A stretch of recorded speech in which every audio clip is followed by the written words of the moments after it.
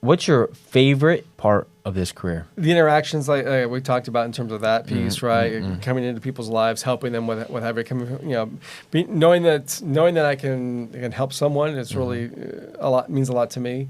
And then if you look at like just the day-to-day stuff that I do, I mean, the videos that I do for my homes, I love doing. I have a great time. You do a great job at them. Thank you. But it's just fun. I mean, I've got a great videographer, and he's creative, clever. We sit down, we kind of think of how are we going to make this a little bit different, right? Because there's so many videos out there. So how can you set yourself apart? How can you set this house apart? So I enjoy doing that a lot.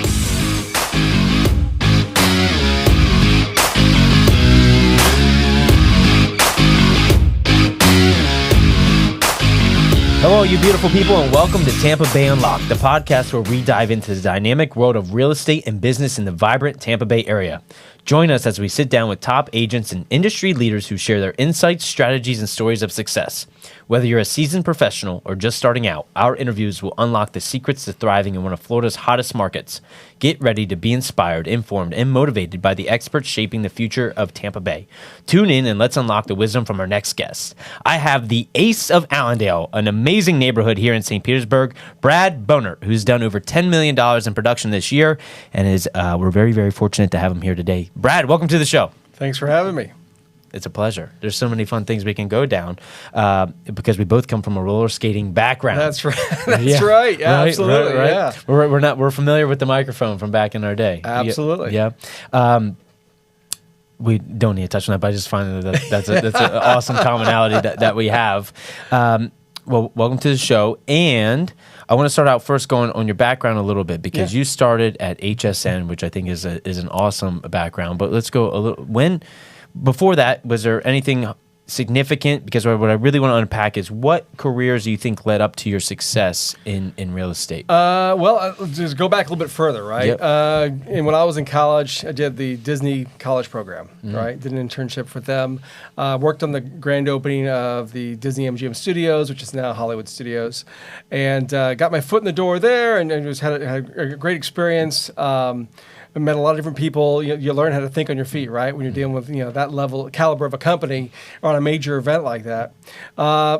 Fast forward a little bit, graduated college. A lot of the people I worked with on the Disney MGM opening ended up going to Universal Studios. Before they were just entering the market. They'd never opened a theme park in Orlando before.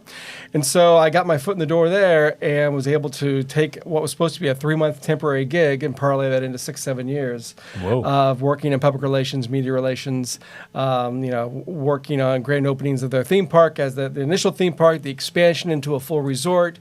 We opened up theme parks in Asia and Japan. So great experience. Did you get to go to Asia? Oh, yeah. Cool. There was a time when I was spending 2 weeks in Osaka, 2 weeks in Orlando, back and forth. Whoa. Just working with the team there, getting them up to speed on the universal way of how to open a theme park, right? Yeah. So I think a lot of the experience that I got there was, again, dealing with problem solving, dealing with how to present yourself, how to communicate properly. With different cultures of people. Exactly. And different personalities. And then that led me to, take a break there. So I was at Universal, been there a number of years, done a lot of great things. But in the back of my mind, I was always thinking about real estate, believe it or not. Really? Yeah, absolutely. When do you think was the first time that you started to think about real estate? Oh, my gosh. This was back in, I'd say 2000. 2000. 2000. And I'd taken the exam in Orlando. I'd gone to the class, taken the exam. All I had to do was take the state exam to get my license. And then an opportunity at HSN came. I just couldn't pass up. Okay. And so put that on. So you had your license. I didn't have my license. Oh, okay. You just took the course. The course. Okay, right. got it. Passed the course. I had to take the state exam and done the fingerprints, the whole 9 yards, and just didn't. When this opportunity came, it was just too good. Okay. Yeah. So transition from theme parks to HSN. Home shopping, which was a combination of Yep. TV, celebrity, and retail. Right. When retail was something a little bit different, a chance for me to grow a bit more. I'm always curious, looking for new things to do, and so I just couldn't pass it up. Yeah. And that was a great opportunity for me, just in terms of learning how to market brands and products. I mean, before it was theme park. It was you're selling experiences, right? You're selling, this ride and that ride and what have you. Now it's makeup, it's clothing, it's cookware, but it had a celebrity spin to it, which was nice, which I was excited about. So I had a chance to really hone my skills on that. And at the same time, you had this thing called hsn.com that was just coming on the scene, right? Internet was really starting to take off. Internet shopping was starting to take off. And so I had the opportunity to learn that piece of the puzzle as well from a marketing standpoint. And so it was just a great experience. So there 16 years. And okay, so you're at HSN, yeah. But where was the catalyst? What was the moment, the pinnacle moment where you're like, okay, I'm going to get out of this career and come into the big, scary world of real estate? Well, a couple of things, right? HSN, they were acquired by QVC, which was the big, huge, shopping network, even though HSN started the industry. They surpassed and they ended up acquiring them. So when that happened, I mean, I was the head of communications, consumer communications for HSN. When that happened, a lot of the executive team was gone, right? They didn't need a president. They didn't need a CEO. They didn't need all those people. A lot of people I worked hand in hand with on a daily basis. So when I saw that happen and I saw the direction they were going to take HSN, was totally opposite from what the direction we were going in terms of establishing it as a brand. I was like, what is this for me? And like, what am I doing here? Am I going to be happy doing this? These are good questions. And it's like, for me, it's always about living the dream, right? It's like, am I living the dream doing this? And I said, you know what? It's probably not going to be a good fit. So had the chance to, in working with them, we decided to part ways, got a nice package, and that gave me enough runway to establish myself in real estate. To have the confidence. Did you know when you were leaving, as you were asking that question of, am I living the dream, that real estate was the next chapter? I think so, yeah, because even though I went the direction of HSN, it was still in the back of my mind. Right, so from before. Every time I walk into a house, okay. I was looking. It's like, oh, that's okay, cool. so that seed was still there, lingering. I helped fellow employees at HSN find houses. Because you're just passionate about it. Yeah, exactly. It's like, I know you're looking for a house. Oh man, there's this great house in my neighborhood. You're gonna love it. It's gonna be okay, so the doors just started open. Yeah. I love all the parallels from opening theme parks, like selling that experience, which is something we talk about a lot in the real estate industry, to then branding and products. Like, there's so many skills you acquired that have led to your success now in real estate. And I think everyone's backstory is super important, right? Because tools are acquired, skills are acquired that help you and become a part of your brand in real estate. Yeah, absolutely. I mean, I was very fortunate. I mean, to learn how we did a number of brand launches at HSN. I mean, it seemed like every week it was a new makeup line or a new cookware line or just a new celebrity that's coming to the network, and you have to come up with campaigns, right? Similar to what you're doing for a house, right? It's like you're creating an entire marketing campaign on how you're going to market that house and figure out who the buyer is for that house and how to market, how to reach that buyer. And so I was able to take those skills and learning from some of the best people in the business and apply that towards my business here. So did your first year, let's just stay on that for a little bit, because I think those listening this is always helpful, because people, they look at those who are doing 5, 10, 15 million a year, 20 million a year, and they're like, man, how did they get there? Right. And especially that first year. So what did your first year look like? A lot of open houses. I mean, every weekend I was doing 2-3 open houses. And it was tough. I mean, it was... Was it harder than you thought? Yeah, absolutely. The hardest thing for me was changing my mindset of, I work for a large company, right? I get that weekly pay or every other week paycheck, right? I've got a foundation of things that I can draw upon. I can call the IT team if I have a problem with the computer. I can call whatever, right? And when you're starting a business on your own, that's a totally different thing, right? It's like you eat what you kill, right? In terms of, if I'm not working, I'm not getting a paycheck. So that was a little thing for me to wrap my head around. It's like, if it's going to be done, it's going to be done by me. In the beginning anyway. So, and now I've been able to leverage that and, and find people to help me out. But yeah, so that was the biggest thing for me is changing that mindset of, okay, I'm in business for myself. It's Brad Bohnert LLC, right? Yep. And so what's that going to look like? So, I mean, I had no doubts in terms of being able to, having the skills to be able to help people, sell their home. For me, it was like, how do I do it smart in a smart and proper way? It's developing those systems, right? You learn so much from Keller Williams, right? There's one of the things that was first instilled in me is like, okay, it's all about, oh gosh, now I'm going to blank on it. It's okay. Listings, leverage, and leads, right? Leads, listings, leverage. Leads, listings, leverage, right? And also creating the systems in place that's going to support that. And so that's something that I learned just watching other people and learning, okay, I'm going to be doing this over and over again. Let's do it where I can just do it with my eyes closed. Or let's do it in a way that I can pass it off to somebody else and they can do it where I can focus on more pressing issues. When do you feel like you really caught stride? Probably 3 years in. Okay. That seems to be the magic number. Yeah, and I'd heard that before, but it seemed, because at that point, I mean, my first year, it took 6 months for me to have my first closing, first transaction. Okay. That's good for people to know. Let's do that again. 6 months before. 6 months before I had my first Were you transaction. sweating it all? Actually, let me take that back. Yeah, it was 6 months. Yeah, I mean, it was tough. Yeah. I mean, I was starting to pull in from savings, right? I mean, the severance I'd had. So was that where the harder part came in? You thought it would happen a little bit sooner? Absolutely. I'd hoped it would anyway. It wasn't for a lack of work and lack of trying. Right. It was just, it took time. Yep. And what year was it? When you this was 2018. Okay. Yeah, 2018. Yeah. And so I lost my train of thought. No, it's okay. Yeah. So it took 6 months. Yeah. It wasn't lack of trying. You're putting in the work every day. That first closing comes. So that first closing comes, and it was from a young couple. I've been doing an open house, for another agent here in the office. And so they walked through the door. We had built a rapport. They had another agent they were using. It was a father-in-law, a friend, or whatever, but he was up in Newport Richey and didn't really know St. Pete. I'm like, okay. I was still being helpful, though. It's like, even though they've got a realtor, let me tell you a little bit about this neighborhood. Let me tell you a little bit about that. Have you thought about, this coming from a place of contribution? And because of that, open house ends. We talked probably a half hour. Open house ends. I go out my business. Get a call that night. Brad, we want to use our realtor. And we had instant connection with you. You were bringing so much stuff to the table that this other agent never really did, and we just feel like we were in better hands with you. And so that's how I got my first client. And 5 years later, I got them into their first house. First time home buyer. 5 years later, I helped him sell that house and find another house. So you stayed in touch. So I stayed in touch, and we got best of friends. Yeah, isn't that awesome? Yeah, you meet someone at an open house and then they become like family. One of the hardest things about my job is I get to be such great friends with the people, especially if I'm helping them sell their house.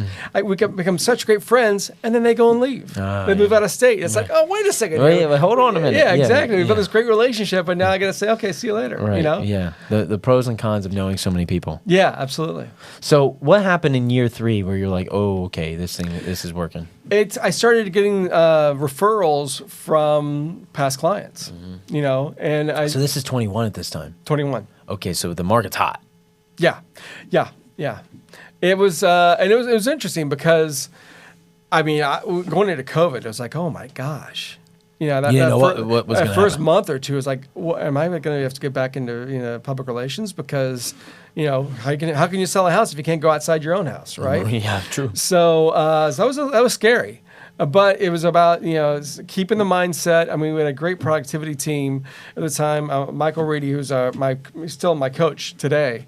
He had these daily calls he was doing every morning, and people would just call in, Zoom in, and you got to stay focused. I mean, 90% of your success is about your mindset. It really is. 100%. I mean, if you don't have the right mindset, then there's no way you're going to succeed. And if you can keep your mind right and keep focused on the task at hand and stay positive, it's going to come your way. And how different? I mean, that's such a different. Do you find that it's I don't want to make an assumption here. Yeah. That it was very different from when you were in the corporate world. Yeah, I mean, How much was mindset talked about while you're at HSN? not as much. Right. No. Yeah, absolutely. I mean, they had development and growth, and you have experiences, but it wasn't really about. Yeah, not to the detail of what you find like with Keller Williams, right? In terms of you go to a mega camp, you go to a family reunion, and you get these amazing experiences, amazing opportunities to hear from leaders in the industry. I mean, you can't put a price tag on that. Yeah, no, you can't. And we limit ourselves with our thoughts. Absolutely. Oh my gosh. Well, you and I have had the conversation, right? Beginning of the year, we're talking about our goals. Yeah. And the previous year, I did a little over 10 million, right? Highest I'd ever done, best year I ever had. And that was my fifth year, I guess. And we were just talking about setting goals. And I'm thinking, and you're asking what my goal was. I'm thinking, a lot of change coming up here. Maybe like 11, 12 million. He's like, you're doing 20 million. And I'm like, there's no way I'm doing 20 million. He's like, Brad, you're doing 20 million. You were saying this, right? Yeah, I remember clearly. And then you're like, okay, what's the worst going to happen? You do 15 million. Right? And now here I am. I've done about 11 so far, and I'm on track to do probably around 14 or 15. And it's all because, it's funny because when I left that meeting, and I started mapping out, okay, what if I'm going to reach $20 million in terms of volume, what do I have to do every quarter? I broke it down by quarter. Okay, that means I'm going to have to do what? I'm going to have to do $5 million of volume each quarter. Yep. And I used that as my goal to reach, and first quarter, hit it. Second quarter, a little bit off, but close. And it's just. So you're like, oh, wait a minute, this is possible. This is possible, right? Yeah, right. Who would have thought? Yeah, and especially in the challenging times. I mean, you hear so much about how the real estate market is struggling right now with the high interest rates and all of that. And I got to tell you, from my business, it's been. Yeah. So what are you doing? Blessing. Let's talk about what's your lead gen model. How do you? Because you have a unique model. You focus in on a neighborhood. Yeah. So farming is a big piece of what I do, How long did you live in your neighborhood prior? Oh gosh, about 8 years, 7-8 years. Okay. Yeah. So been in the neighborhood for a while, very established. So and I was fortunate because it's a great neighborhood, right? And there weren't really any realtors focusing on Allendale, and it's a long game. It's something where you've got to put the time in before you start seeing the results.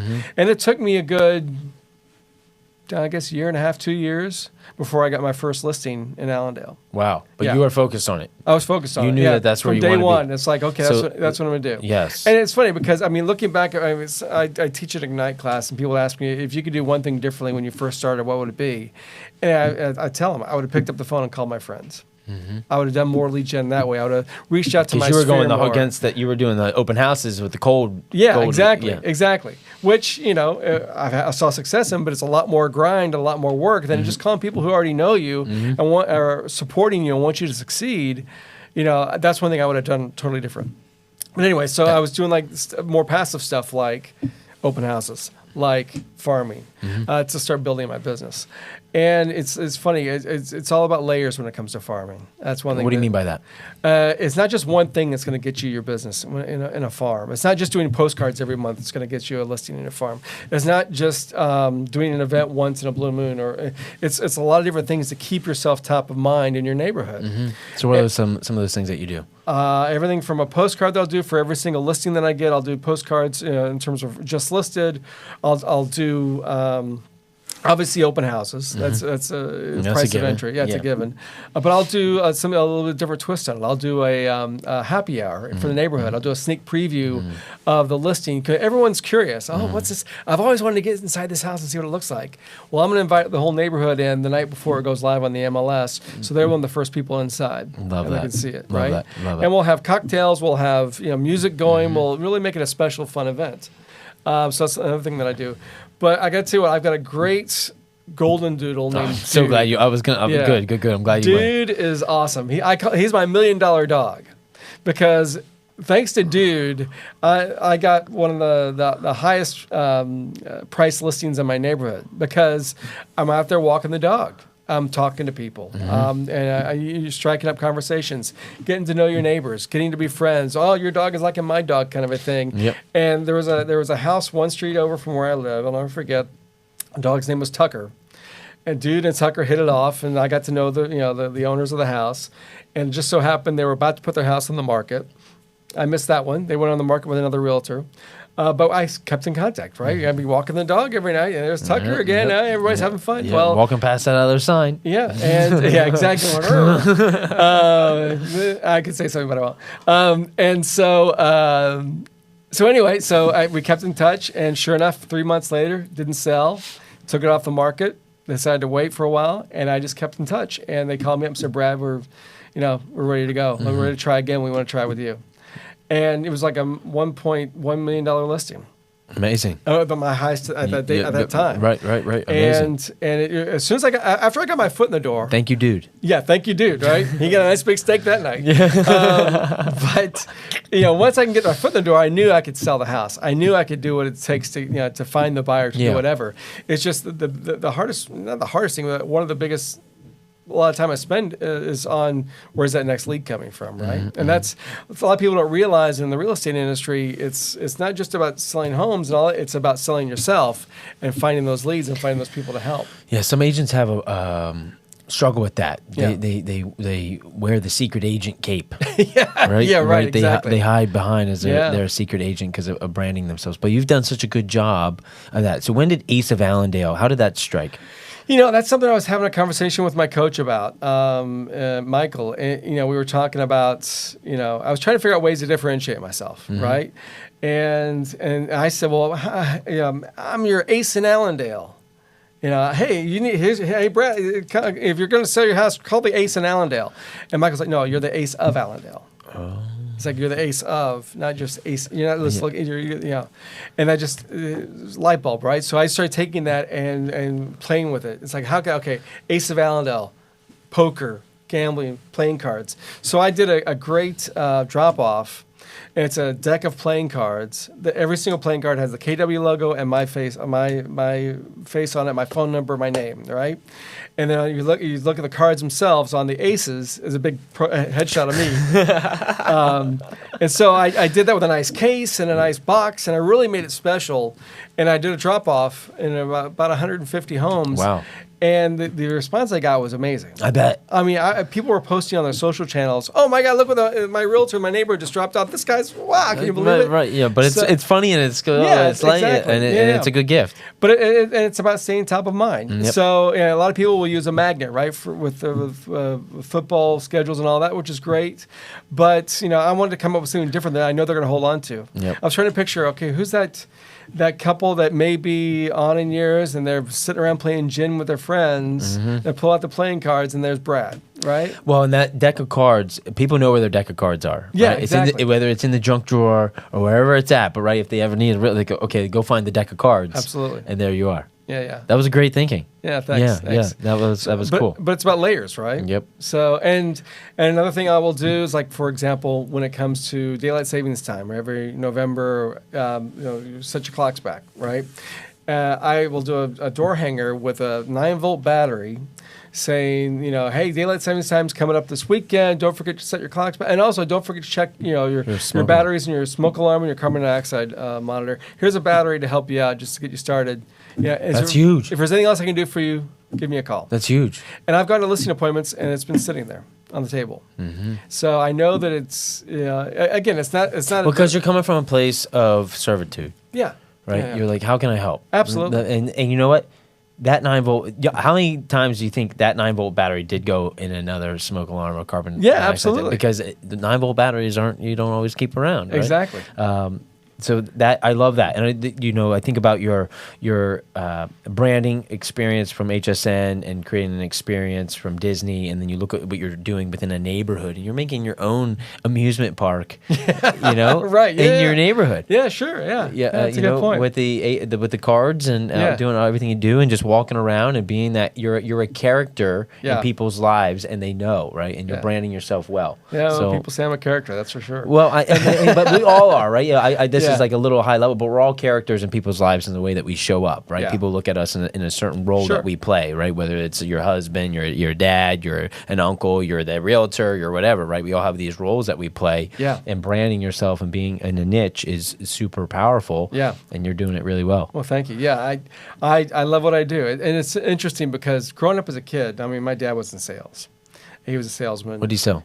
You name it. I mean, from what I remember, DAP caulking. So caulking products. DAP is the name of the company. He did that for a number of years. I mean, it almost killed him. High blood pressure, high pressure sales. Nothing was ever good enough, right? It kept raising his quotas and all that. Then he transitioned to some other stuff as well, but always in sales. And seeing the effect it was having on him, I thought to myself, I'm never going to be a salesman. I'm never going to get into sales. I'm never going to take a job where it's all commission. And now I look at where I end up, right? But it's almost like I had to trick myself when I first started out. It's like, I'm not selling anything. I'm helping people find homes, or I'm helping people sell their home, or I'm helping people in key moments of their lives. And that's the way I've kind of looked at it. I don't look at myself as a salesman. I don't. I mean, because it's so much more than that. Yeah, it you're really a connector. Is. I'm a connector, and also the many hats that we wear as realtors is pretty amazing, right? In terms of you're an expert in terms of home construction, in terms of you're a marriage counselor, you're a divorce counselor, pest control. You're pest control, right? Exactly. Yeah, you're a rodent control. You're everything. It's like, you parachute into people's lives in key moments, right? It could be when they're getting married, and amazing moments like that. They're having their first child, what have you, and they need to find a bigger home, or they're parting ways and they need to sell the house that way, or they're moving on to a smaller home because of things in life. They're older in age, so it's like I have the privilege to be able to come in and help them with that process and making it as stressless as possible, as easy as possible. And, I don't take that lightly. I don't think you should. I love the visual that you gave with parachuting into people's lives. Yeah. I had a great visual of you coming in on a canopy with Ace of Allendale, just making it rain cards all over the neighborhood. Yeah. No, that's true. There's the milestones of people's lives and being there to guide and inform and help them make big decisions. Absolutely. It's more than selling used cars. Yeah, absolutely. Not even comparable. Yeah, exactly. Not even comparable. Exactly. Okay, so what's your favorite part of this career? Wow. I mean, the interactions like we talked about in terms of that piece, right? Coming into people's lives, helping them with whatever, knowing that I can help someone, it's really means a lot to me. And then if you look at like just the day-to-day stuff that I do, I mean, the videos that I do for my homes, I love doing. I have a great time. You do a great job at them. Thank you. But it's just fun. I mean, I've got a great videographer, and he's creative, clever. We sit down, we kind of think, how are we going to make this a little bit different, right? Because there's so many videos out there. So how can you set yourself apart? How can you set this house apart? So I enjoy doing that a lot. And just open houses and just meeting people. I mean, I love meeting people and getting to know them and learning, what makes them tick and what's going on in their lives. And it's just you are exposed to so many different personalities and so many different people that's in this job, and it's something that I love. I love that. Before I have another topic I want to talk on. Before we transition a little bit, I know you said call your friends. Yeah. Right. That was a big thing for new. But is there any other piece of advice that you wish you knew about the career, or advice you would give to a new agent coming in to real estate? Yeah, I mean, that's a big piece, and what would you say to the person that said, well, I'm nervous, I'm afraid to call my friends? So did you talk to your friend last week? Maybe. So you've talked to a friend, right? Yeah. How was that experience? Oh, easy. Then what's different about this? So it's you're calling up. How's it going? What's been happening? Hey, I'm in real estate now. Do you know anybody that might be looking to sell or buy? I'll take care of them. If you think of anybody, just give me a call. Otherwise, what's going on? Let's get together next week for a beer. It's that simple. Yep, I agree with you. But you can have so many mental acrobatics going on. I mean, which I did, right? I didn't want to be that guy. I didn't want to be that guy calling somebody up and calling up my friend and doing a sales call. That's not me, right? But it's not a sales call. It's just reconnecting and finding out if there's anyone you can help. I love that. Any other piece of advice? I'd say that, and it's never too soon to start creating systems. because you're going to rely on them so much as your business takes off, which it will. To have those systems in place where you're not learning bad habits, you have good habits established. That's just going to make things a lot easier down the road. Here's a question I don't think I've asked before. I just thought of because you're saying you left a corporate career, well-paying, had then 6 months that it took you to get to your. How important and what kind of conversations was it with the family to get them to understand? Because I think having a great support system is beyond important. Oh my God, I'm blessed. I got to tell you, I am. My wife. It's funny because when we first talked about, I said, "Honey, I'm thinking about, going into real estate, finally making the jump." She said, "Brad, I already figured out how we're going to set up the guest bedroom as your office. So go for it." Whoa. Yeah, I mean, as soon as she said that, it's like I knew it. She was right behind me at 100%. Yep. And with that, when you've got a great support system like that, I mean, you can't fail. You really can't. Yeah. And and my daughter now, she's helping put open house signs out. She's, it's great to have that. You have to have that support system. You really do.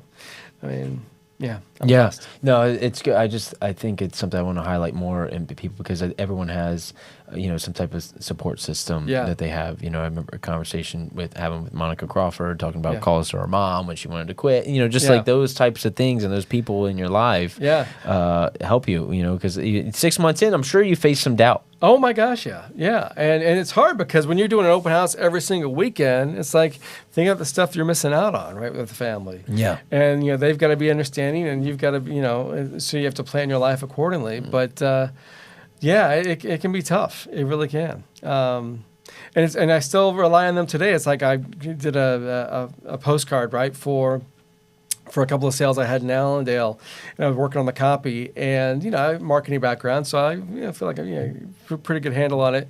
And I show it to my 16-year-old daughter. She's like, "Brad," she's like, "Dad, there's so much copy here.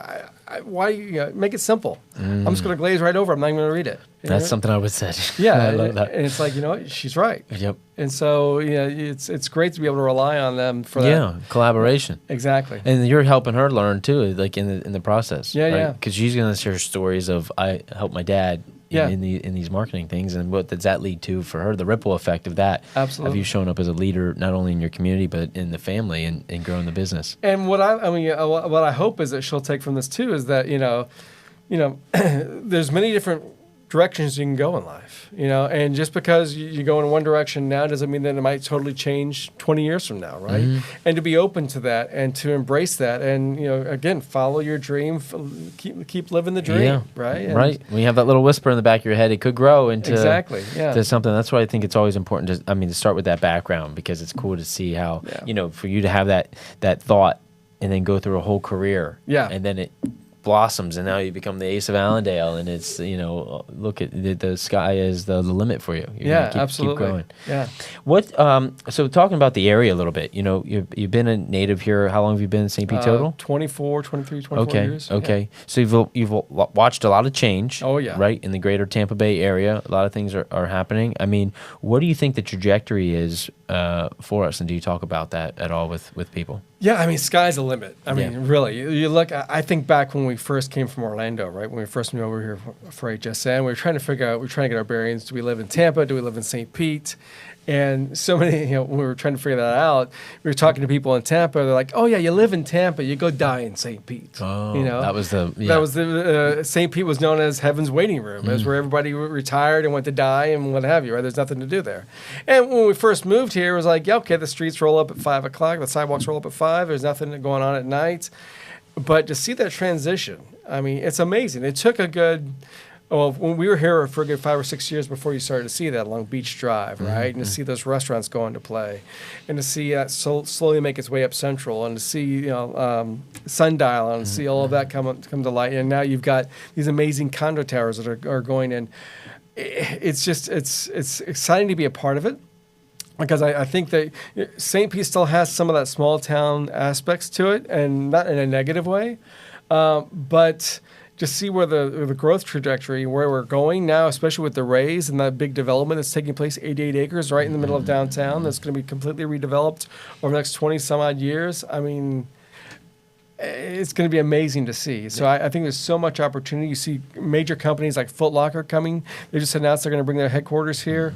I mean, from a real estate standpoint, oh my gosh, this is great. It's a great time to be in real estate. Yeah, it's almost, people St. think Pete. that, you know, if you go from Heaven's Waiting Room to where it is now, you can say it was a big thing. But I still think we're at such an early stage of development of where the city's going to look like in 10 years from now, Absolutely. 15 years from now.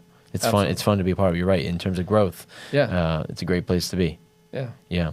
Anything else fun happening in your world that you think we should know about, or like what's next for you? What's next? What's next? Yeah. That sounds like an old show I used to watch. For me, I just keep doing what I'm doing, right? I'd like to get more of the luxury piece. I'm doing that, and I'd like to see more of that coming down the line. So I'm being intentional when it comes to luxury.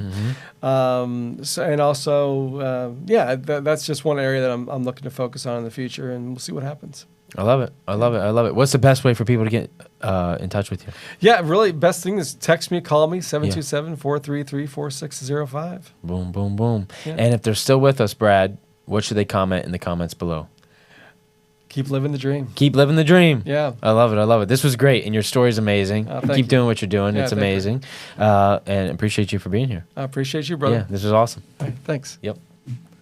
That was good. Yeah, thanks. Yeah, that was good.